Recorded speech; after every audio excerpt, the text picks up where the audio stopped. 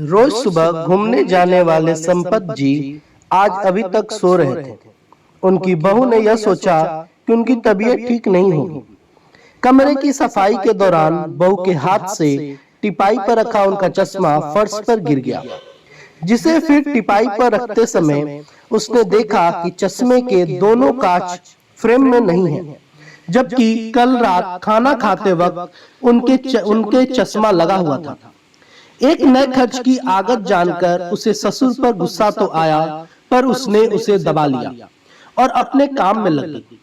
75 साल के संपत जी का बेटा हृदयघात से भरी जवानी में चल बसा। उसके साल भर बाद ही कैंसर पीड़ित उनकी पत्नी परलोक सिधार गई।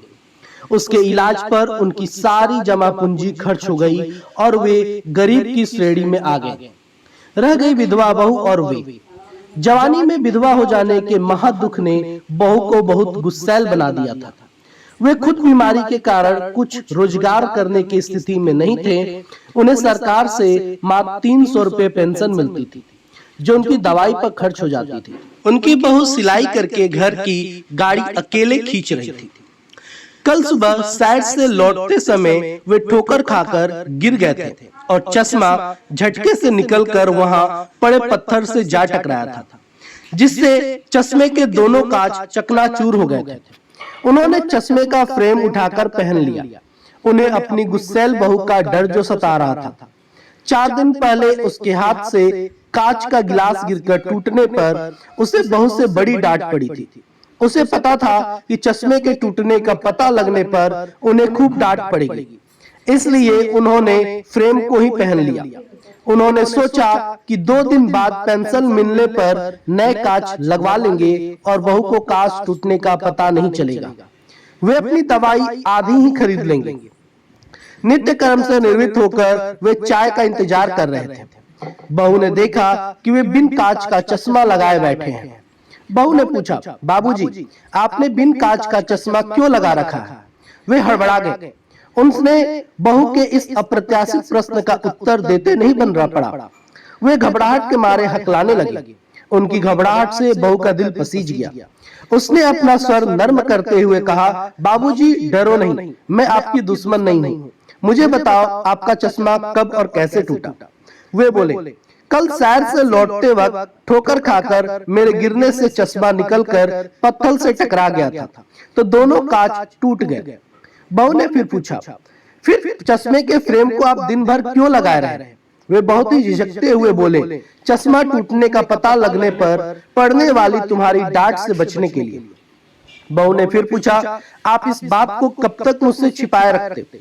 एक दिन तो मुझे पता लगना ही था। वे बोले, 2 दिन बाद जब मुझे पेंशन मिलती तो अपनी दवाई आधी खरीदकर बचे रुपए से चश्मे के कांच लगवा लेता और तुम्हें पता ही नहीं चलता। उनकी मासूमियत भरी बातें सुनकर बहू भावुक होकर उनसे लिपटकर बोली, अरे आप मेरे से इतने डरते क्यों हो? मैं तो आपकी बेटी जैसी हूँ। मेरे पिता इस दुनिया में नहीं है, अब आप ही मेरे पिता की जगह है। इस घर में हम 2 ही तो प्राणी हैं।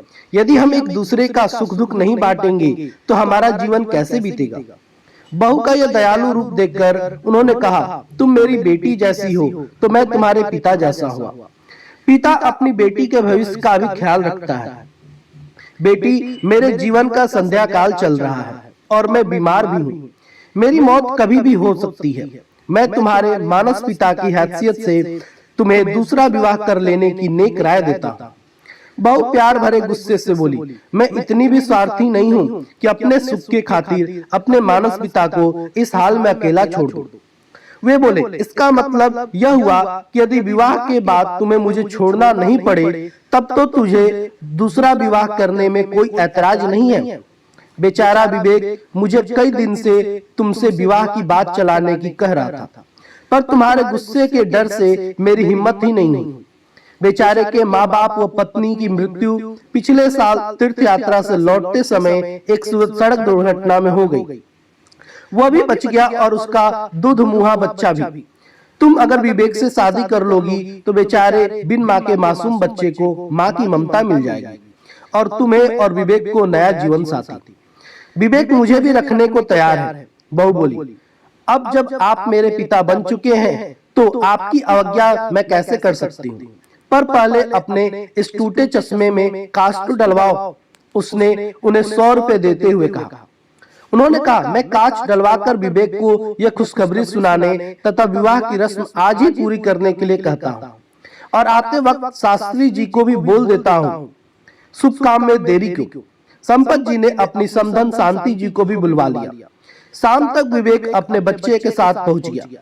समधन और शास्त्री के पहुंचते ही शादी की रस्म बिना किसी तामझाम के घंटे भर में संपन्न हो गई। शास्त्री जी ने सगुन के तौर पर केवल 11 रुपए ही दक्षिणा ली, यह कहकर कि यह आदर्श शादी करवा कुछ पुण्य उन्होंने भी कमाया है। वे जाने लगे तो बहू ने उन्हें रोकते हुए कहा, शास्त्री जी अभी एक और शादी करवानी है। उन्होंने पूछा, किसकी? बहू बोली, मेरी विधवा माँ और विधुर मानस पिता की। बहू की बात सुनकर संपत जी हक्के बक्के होकर अपनी मानस पुत्री को आश्चर्यचकित होकर देखने लगे। वे बोले, तुमने इतना बड़ा फैसला मुझे बिना पूछे कैसे ले लिया?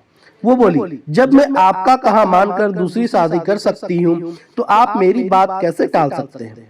आप मेरे मानस पिता तो पहले ही बन चुके हैं। अब मैं आपको अपनी माँ का जीवन साथी बनाकर बाप बेटी का यह नया रिश्ता पक्का करना चाहती हूँ।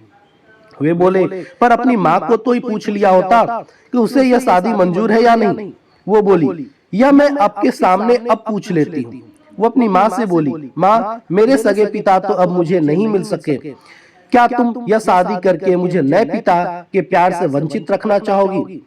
माँ भावुक होकर बोली, बेटी खुशी तेरी खुशी में ही मेरी खुशी है। मुझे मालूम था कि तुम्हें मेरा अकेलापन खटकता है, पर तुम मजबूर थी। आज तुम्हें मेरा अकेलापन दूर करने का मौका मिल गया। तुम दुनिया की पहली बेटी हो जो अपनी माँ की शादी करवा रही हो। तुम अपने नाम के अनुकूल दूजों को खुशी बांटती हो। माँ के इतना कहते ही खुशी के मारे बच्चे की तरह उछल पड़ी। उसने अपनी माँ का हाथ अपने मानस पिता के हाथ में देकर उन्हें शादी की रस्म हेतु बैठा दिया। घंटे भर में वह दूसरी शादी भी संपन्न हो गई। जब शास्त्री जी दूसरी शादी की दक्षिणा लिए बिना ही जाने लगे तो खुशी ने कहा, शास्त्री जी दक्षिणा तो लेते जाओ। शास्त्री जी बोले, एक शादी पर दूसरी मुक्त। और उनकी इस बात पर दोनों नौ दंपति खुलकर हंस पड़े। बहुत समय बाद उन्हें यह हंसी नसीब हुई थी। इन दो शादियों से जहां 4 लोगों को नया जीवन साथी मिला, वहां एक छोटे बच्चे को मिली नई माँ। बच्चा वैभव अपनी नई माँ की गोद में बैठकर मीठी तुतलाती बोली में बातें करके सबको खुश कर रहा था।